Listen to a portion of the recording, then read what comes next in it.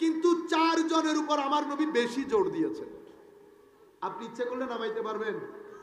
এখন যিনি জোর দিয়েছেন উনি নবী। কেমন নবী? নবীদের নবী, ইমামুল মুরসালিন। এখন আমি আর আপনি ইচ্ছে করলে নিচে নামাতে পারবো না। মাকাম কেমন দিয়েছেন দেখেন। একে তো পূত পবিত্রতা ঘোষণা করা, অন্যদিকে আমার নবী এই 4 জনকে একসাথে বলেছেন আল্লাহুম্মা হাউলাই আহলু বাইতি। তাইলে কোরআনের আয়াত ওই কুরবার ক্ষেত্রেও আমার নবীকে যখন বলা হয়েছে কুরবার মধ্যে কারা, আবারও বলছি আহলে বাইত অনেক, কিন্তু কুরবার মধ্যেও আমার নবী 4 জনের নাম নিয়েছেন। কয় জনের নাম? 4 জনের নাম। ইন্নামা ইউরিদুল্লাহ এই আয়াতের মধ্যে আমার নবী 4 জনের নাম নিয়েছেন। এরপরে ঈসাই খ্রিস্টানদের সাথে যখন মুবাহালার কথা উঠেছে, কুল তাআলাউ নাদউ আবনাআনা ওয়া আবনাআকুম ওয়া নিসাআনা ওয়া নিসাআকুম ওয়া আনফুসানা ওয়া আনফুসাকুম সুম্মা নাবতাহিল ফানাজআল লানাতাল্লাহি আলাল কাযিবিন। মুবাক্কুল চতুর্থ জিনিসের নাম সবর, ধৈর্য। পঞ্চম জিনিসের নাম শুক। ষষ্ঠ জিনিসের নাম সিদক, সততা, সত্যবাদিতা। সপ্তম জিনিসের নাম রেদা, যে অবস্থায় আল্লাহ রেখেছেন সেই অবস্থার মধ্যে সন্তুষ্ট থাকা। এই 7টা জিনিসের উপর হুজুর গৌসুল আজম বলছেন আমি আমার তরিকায়ে কাদেরিয়াকে এই 7টা জিনিসের উপর প্রতিষ্ঠিত করলাম। বলেন তো দেখি আমরা যারা কাদেরিয়া তরিকার মুরিদ, আমরা এই সপ্ত স্তম্ভগুলো জানি কিনা? আপনারা বুঝতে পেরেছেন? এই একই স্তম্ভের উপর মাইজভান্ডারিয়া তরিকার এই 7টা স্তম্ভের উপর প্রতিষ্ঠিত। এই একই স্তম্ভের কথা বলেছেন ইমাম গাজালি, একই স্তম্ভের কথা বলেছেন ইমাম ইবনে খালদুন, একই স্তম্ভের কথা বলেছেন হযরতে ফুদাইল ইবনে ইয়াস, সারিউস সাকাতি এবং কাশফুল মাহজুবের মধ্যে ইমাম আলী হুজবেরি। সমস্ত সুফিয়ায়ে কেরাম এই স্তম্ভগুলোর উপর একমত।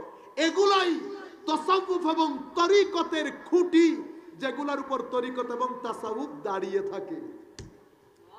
আপনারা যেগুলা, আমরা যেগুলাকে জানি, হয় সেগুলা রঙের নাম, নতুবা সেগুলা কার্পেটের নাম। এখন আপনি নিচের জিনিস অর্থাৎ তরিকত তাসাউফের থাক যদি আমি করি, তো কিছু উপরে রাখবো ফরজ, কিছু ওয়াজিব, সুন্নত মুআক্কাদা, গায়রে মুআক্কাদা, মুস্তাহাব, মুবাহ। আপনারা আমরা কি করেছি জানেন? কেন সংকট তৈরি হয়েছে? আমি মুবার জিনিসটাকে তুলে ফরজের উপর তুলে দিয়েছি, ফরজটাকে তুলে মুবার কাতারে এনেছি। এটা আপনার আমার কোনো অধিকার নাই। সুতরাং সেই কারণে শেখ ইবনে তাইমিয়ার মতো ব্যক্তি হুজুর গৌসুল আজম আব্দুল কাদের জিলানীকে চরমভাবে সম্মান করতে বাধ্য হয়েছেন। নিজের কিতাব আল ইস্তেকামার মধ্যে হুজুর গৌসুল আজমের কারামাত বর্ণনা করেছেন। কেন বর্ণনা করেছেন?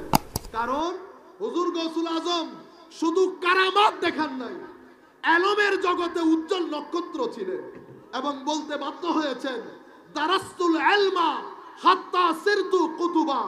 এলম শিখতে শিখতে আমি কুতুবিয়তের মর্যাদায় এসে পৌঁছেছি। বুঝেছেন আপনারা? তো আমি আপনাদেরকে বলতে যেটা চাচ্ছিলাম যে ইন্নামা ইউরিদুল্লাহু লিইউযহিবা আনকুম, 22 জায়গার মধ্যে আল্লাহ রাব্বুল আলামিন রাসূলে পাকের আজওয়াজ তথা আমাদের উম্মাহাতুল মুমিনিনকে অ্যাড্রেস করেছেন। কুমের মধ্যে এসে সালাতুনিয়া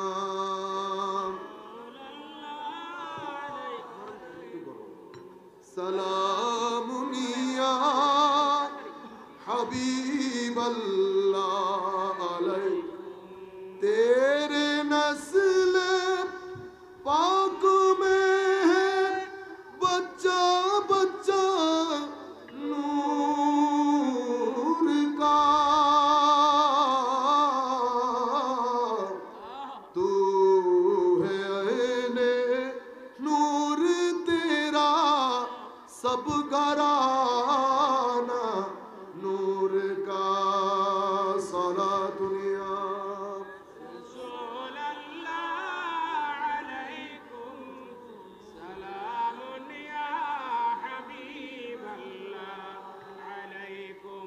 আমি আপনাদেরকে বলতে চাচ্ছিলাম এই এক জায়গার মধ্যে আল্লাহ রাব্বুল আলামিন কুম বলে। এখন আহলে বাইত আপনারা বুঝতে পেরেছেন, সবাই আহলে বাইত। আমার নবীর আজওয়াজ, আমার নবীর চাচা, চাচাতো ভাই সবাই আহলে বেত, আমার নবীর ছেলেরা আহলে বেত, আমার নবীর মেয়েরা আহলে বেত।